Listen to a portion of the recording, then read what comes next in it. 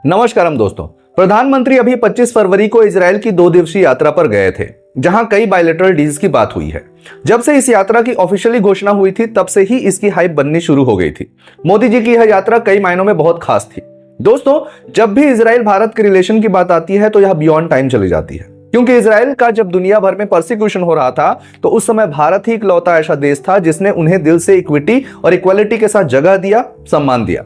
और बदले में यहां के इजरायली भारतीय लोगों ने भी कभी भी कुछ अन्य समूहों के लोगों के जैसे फूट डालने का काम नहीं किया, बल्कि अपने धर्म के साथ साथ भारतीय संस्कृति में ऐसे रच बस गए कि जैसे वे यहीं के हों। और हमारी तरफ से भी कभी किसी इजरायली मूल के लोगों का यहां किसी भी तरह का डिस्क्रिमिनेशन नहीं हुआ, ना ही उनको झेलना पड़ा।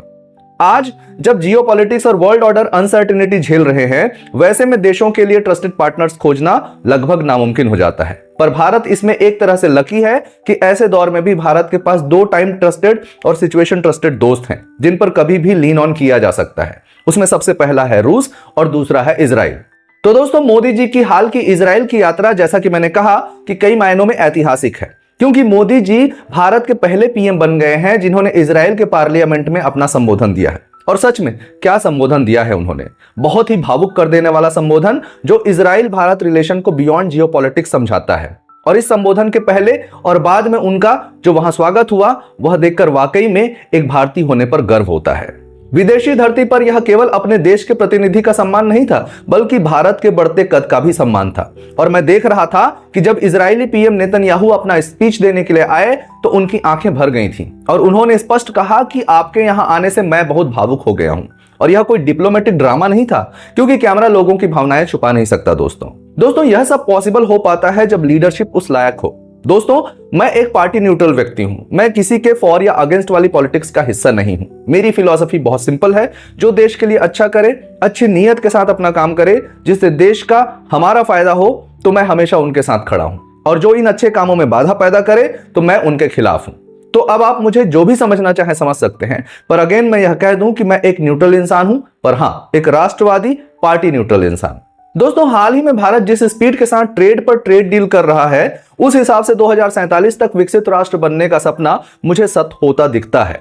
इन डील्स में यूरोपियन यूनियंस के साथ हुआ the mother of all deals, जिसमें भारत के 93% से अधिक उत्पादों जैसे कपड़ा, चमड़ा, जेम्स और ज्वेलरी को यूरोपीय बाजारों में जीरो ड्यूटी पहुंच मिली है।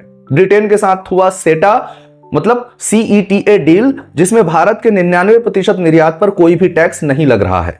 भारत ओमान का CEPA डील, जिसके तहत भी हमारे 98% प्रोडक्ट्स वहां पर जीरो टैक्स बिकेंगे।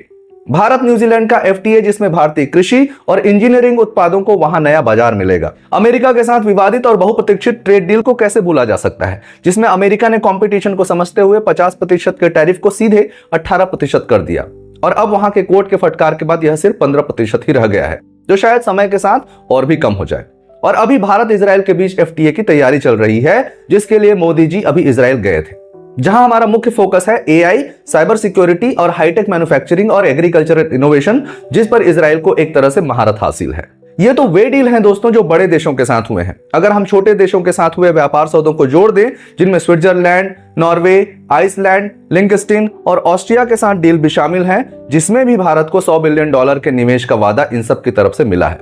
इन सब डील्स को अगर हम आंकड़ों में बदल दें दोस्तों, तो 2030 तक भारत का लक्ष्य अपने कुल निर्यात को $2 ट्रिलियन तक ले जाना है, जो अभी वर्तमान के रफ्तार को देखते हुए लग रहा है कि बिल्कुल अचीवेबल है।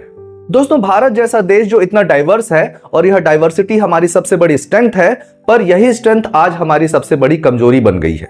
इसी डाइवर्सिटी के चलते यहां इतने सारे फॉल्ट लाइंस बन गए हैं, जो भारत के इस तेज रफ्तार विकास की गाड़ी को धीमा करने या रोकने का काम भी करती है। और इन फॉल्ट लाइंस को नर्चर करने में हमारे देश के ही कुछ लोग और राजनीतिक पार्टियां दिन रात लगी रहती हैं, और उनके पीछे उनके अंधे फॉलोअर्स भी पूरी शिद्दत के साथ उसे जमीन में फैलाने का काम करते रहते हैं। पर इन सब विरोधों और बाधाओं के बावजूद जब आपकी लीडरशिप लगी रहे, तो ऐसे लीडरशिप पर गर्व किसे नहीं होना चाहिए दोस्तों। और यह गर्व किसी व्यक्ति के कारण नहीं, बल्कि उस व्यक्ति के कमिटमेंट और कैरेक्टर के कारण होना चाहिए। देश के इतिहास में कई ऐसे नेता आए जो कद्दावर थे, पर जैसा विजन अभी की लीडरशिप लेकर चल रही है, सच कहूं तो वह पहले मिसिंग था। दोस्तों, हमने इंटरनल फॉल्ट लाइंस के सामने हमेशा ही घुटने टेके हैं और इन्हें अपीजमेंट और आरक्षण से दबाने की या दूर करने की कोशिश भी की है, पर इसका असर उल्टा ही हुआ है। पर इस बार शायद हम इन फॉल्ट लाइन से ऊपर उठकर देश को बड़ा होते देख पाए। हालांकि देश के अंदर माहौल एकदम से इसके लिए फेवरेबल नहीं है। खैर, जब नेतन्याहू जैसा नेता आपके देश के पीएम को देखकर भावुक हो जाए, किसी बच्चे की तरह उसके आंखों में आंसू भर आए, वो भी अपने ही देश के संसद में, तो क्या हमें गर्व से नहीं भर जाना चाहिए? भारत का कद बड़ा होने से किसी को क्या दिक्कत होनी चाहिए? पर हमारे देश के ही ये कुछ लोग ऐसे हैं जो यहां पर भी गाजा फिलिस्तीन की दुहाई दे रहे हैं। और ये क्यों है? बस वोट बैंक की राजनीति और एक खास वर्ग के अपीजमेंट के लिए? पता नहीं ये लोग और कितना गिर सकते हैं। जबकि फिलिस्तीन के प्रतिनिधि खुद पीएम मोदी के इजराइल विजिट को लुक फॉरवर्ड कर रहे हैं। उन्होंने खुद भारत में कहा था कि हम चाहते हैं और जानते हैं कि फिलिस्तीन में शांति का कोई अगर सच्चा पक्षधर है तो वह भारत ही है। उन्होंने गाजा पीस बोर्ड में भी भारत की सदस्यता को वेलकम किया था। पर शायद हमारे विपक्ष और लेफ्ट लॉबी को फिलिस्तीन की स्थिति वहां के इनवॉइस से ज्यादा समझ में आती है।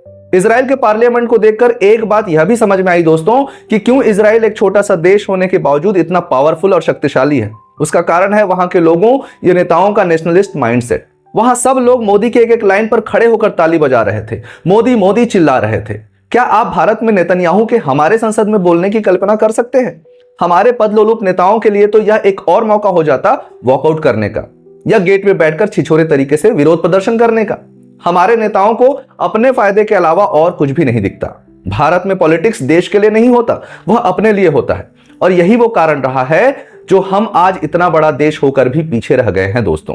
चीन हमसे आगे निकल गया, आज एक सुपर पावर बन गया, और हम जो एक समय उससे कहीं ज्यादा अच्छी स्थिति में थे, नीचे चले जाते गए। तो दोस्तों, यह वीडियो हर उस आदमी के लिए है जो पार्टी से पहले देश को रखता है, जो अपने देश के विकास, बढ़ते कद और ताकत को देखना चाहता है। तो दोस्तों, आप किस तरह के आदमी हैं? कमेंट कर जरूर बताएं। वीडियो अच्छा लगा हो तो वीडियो को लाइक और शेयर करना ना भूलें। मिलते हैं अगले वीडियो में, तब तक के लिए नमस्कारम दोस्तों, वंदे मातरम।